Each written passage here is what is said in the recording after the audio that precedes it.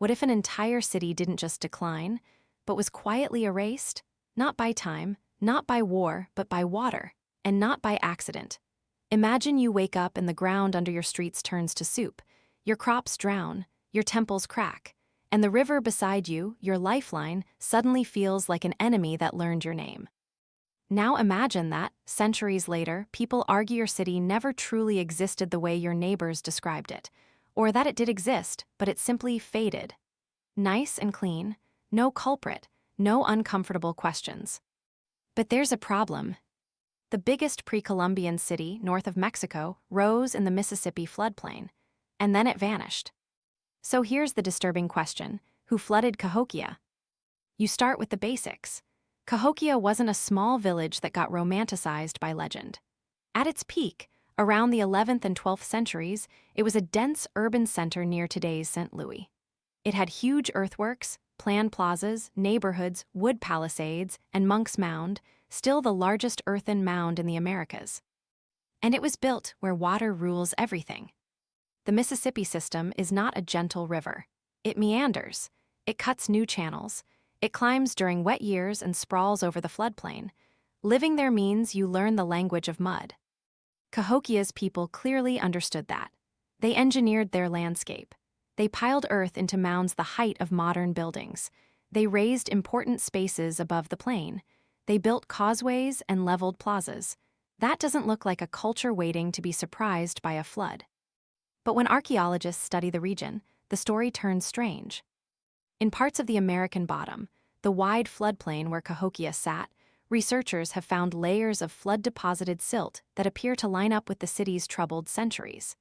In some nearby low-lying areas, you see signs of water arriving where people had been living and farming. Not just a single bad year, but patterns that suggest repeated flooding, shifting wetlands, and land that became harder to use. Then you look at the city's timeline. Cahokia's dramatic rise happened fast, around 1050 CE, during what archaeologists call the Big Bang of Cahokia. Population and construction surged. Wood was cut. Fields expanded. People crowded into a place that had always been vulnerable. And after a few centuries, the place emptied out. By around 1350 CE, the city's central area was largely abandoned.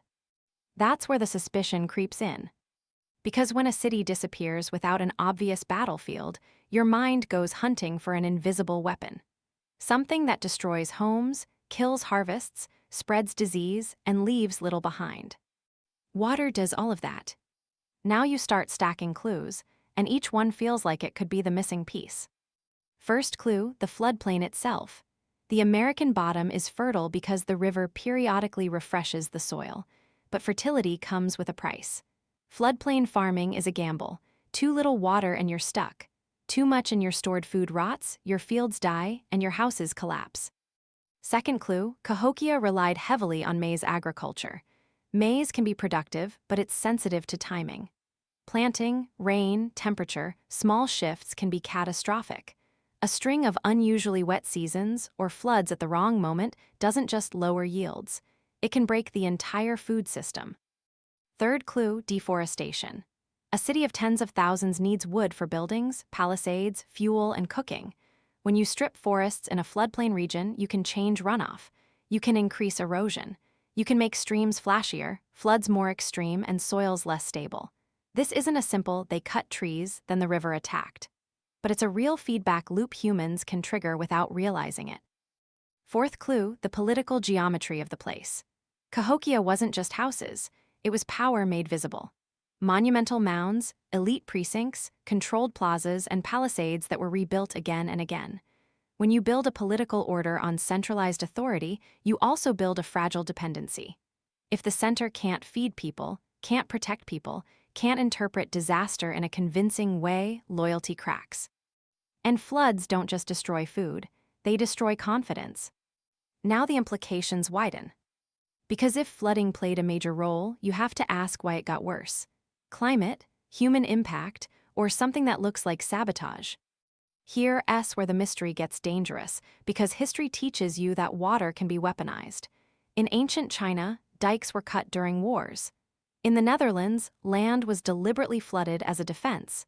Even in modern times, dams become targets. So you look at Cahokia's world. It wasn't isolated. It was connected by river highways. Goods and ideas traveled long distances, and where there are trade routes, there are rivalries. Could a rival group have altered channels upstream? Could people have breached natural levees, redirected water, or destroyed protective earthworks? It sounds like a conspiracy, but it also sounds like something humans do when resources shrink and pressure rises. And the more you investigate, the stranger it gets.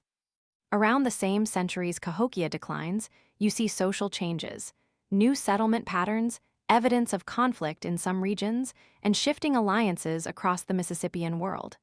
Palisades suggest fear. Rebuilding suggests repeated crisis. The city's order looks less like a stable machine and more like a system constantly patched up. Then there's disease. Flooding increases stagnant water. Stagnant water increases insects, and densely packed populations make infections explode. You can't diagnose specific epidemics from this distance with certainty, but you can see how a wetter landscape could amplify sickness. And then one more coincidence: climate. Cahokia's peak overlaps with the medieval warm period, a time of relatively warm conditions in parts of the northern hemisphere.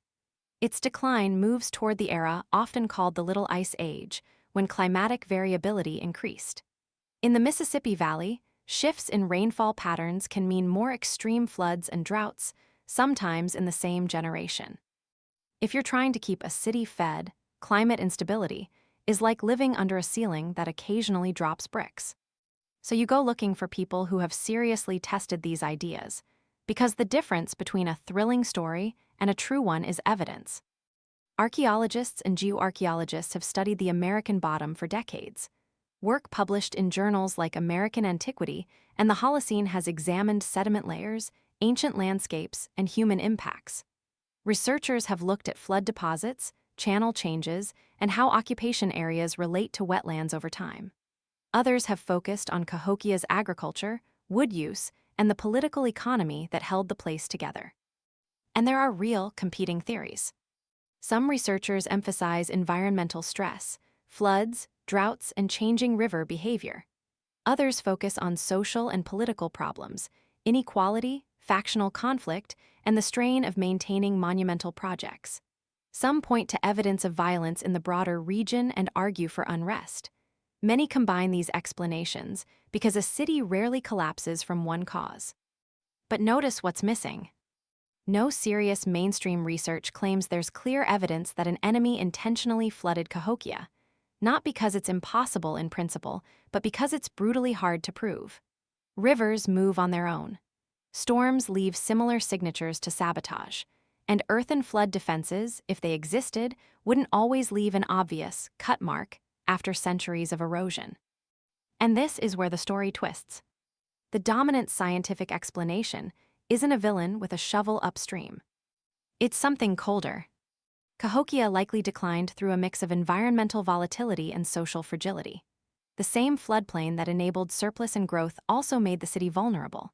As population grew, the margin for error shrank. If floods increased, fields failed. If droughts hit, yields dropped.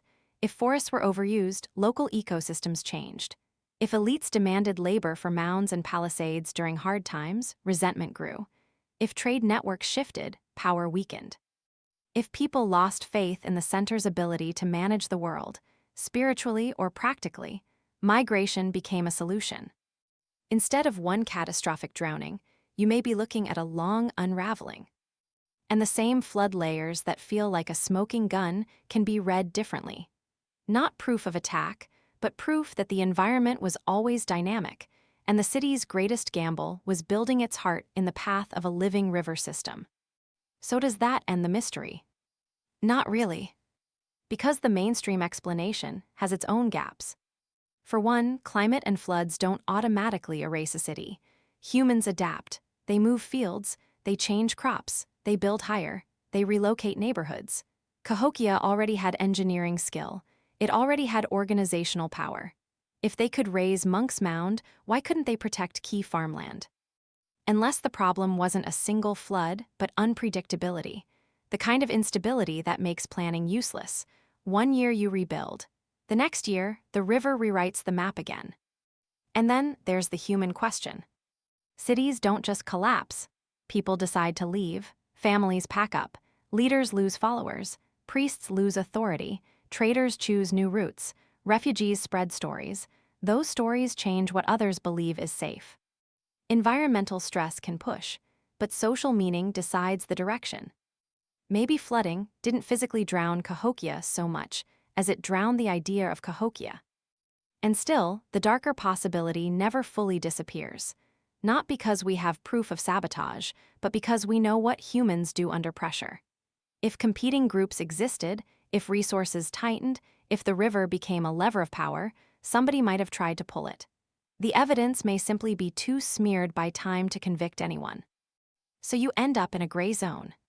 Cahokia may not have been murdered. It may have been outgrown, outstressed, and outlasted by its own environment. But it also may have been nudged, accelerated, exploited by people making desperate choices in a landscape where one broken bank can change everything. And that leaves you with the real haunting thought. When you look at a vanished city, you want a single cause, a single lesson, a single warning. But the past doesn't work like that. It's not a courtroom drama. It's a weather system made of human minds. Cahokia rose by mastering a floodplain. It fell when the floodplain reminded everyone who truly owned the ground. And if you listen closely, the river is still telling that story. Because the most powerful force that can erase a civilization might not be an enemy at all, but the moment you forget that you were only ever living on borrowed land.